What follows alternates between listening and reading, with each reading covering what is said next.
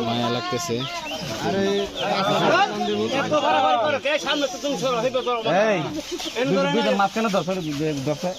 ঠেঙ্গা ধরো দুম ধরো হয়েছে না তো সামনে ফেলতে লো আয়ালো কষ্ট দেয় আটশো সোজা করো। হ্যাঁ হ্যাঁ এই যে বাতাই বলে সুমন ভাই দাঁড় একটা দিলে মুই জায়গা দাঁড়